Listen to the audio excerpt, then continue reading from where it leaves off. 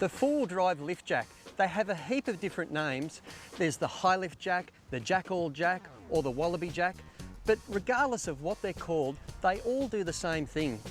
They have the ability to lift a four-wheel drive quite high up off the ground to allow you to pack in dirt or rocks or sand or whatever's on hand underneath the wheels to help you get out of a bog situation. Before you start lifting your four-wheel drive, you really should give your jack the once-over, all for safety's sake. This one is brand new, nice and clean, so you know you won't have any hassles out in the bush. This one, on the other hand, it's seen the end of its life. It's rusty, the pins are seized, it's no good to us. The jack in this canvas bag is a similar age to this middle one, but it's been protected and it looks as good as the day it was bought. Have a go at this. When you're checking out your jack, make sure your handle is free moving and that it's not bent. The main shaft needs to be free of rust and all the holes need to be clean. The latch, make sure it's easy to use into its up and down position. You've got your lifting tongue and your base plate, and one of the most important parts of these lifting jacks are the two climbing pins.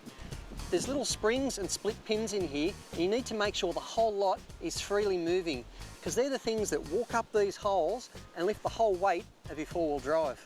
The other bits of gear you really should carry: heavy-duty gloves, a good base plate, and the long-handled shovel. Before you start trying to lift your four-wheel drive up, you need to do a little bit of preparation. Make sure the handbrake's on and it's in gear, because you don't want it rolling away halfway through the exercise. Now, we've got a base plate. It can be metal or timber, whatever you've got, and that helps sturdy the whole show up. Because we're on a bit of uneven ground here, we need to do a bit of digging to make sure the jacking plate has got a nice flat surface to sit on. To start with, this latch has to be in the up position. Ready to go.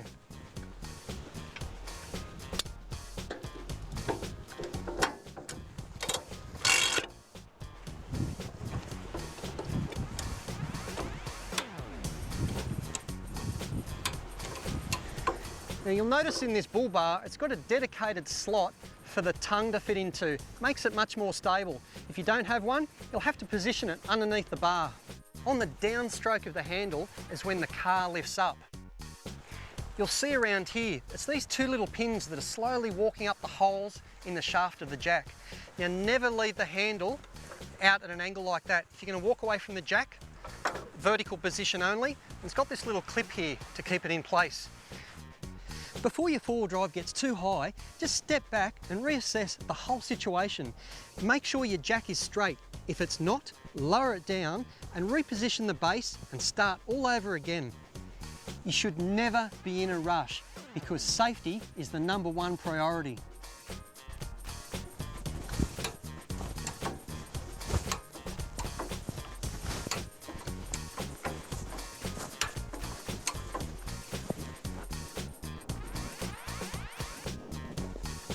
I can see that my four-wheel drive is up high enough to get off the obstruction.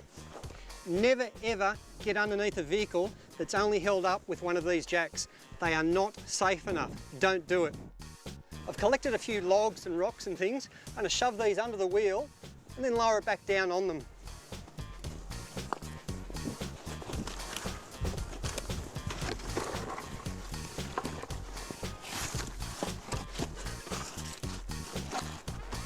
Okay, we'll show you how to drop the jack back down. Before we start moving the handle, we have to move the latch into the lowering position.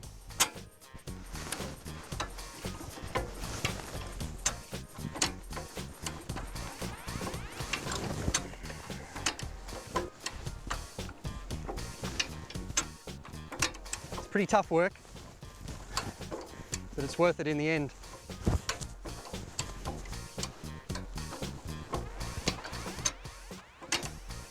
You'll notice that on every second stroke, the handle only comes out to about this angle. That's actually setting the pins into position. Go back up to vertical. Then the next stroke comes down to horizontal. And then as you allow the handle to go up, the vehicle drops down. So only every second stroke, the weight goes down. The weight keeps going down until you get around about 60 kilos of pressure on this tongue.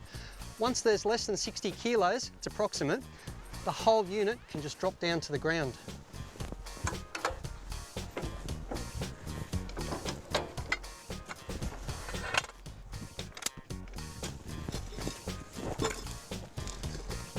All right, I can see that I'm free from my obstruction.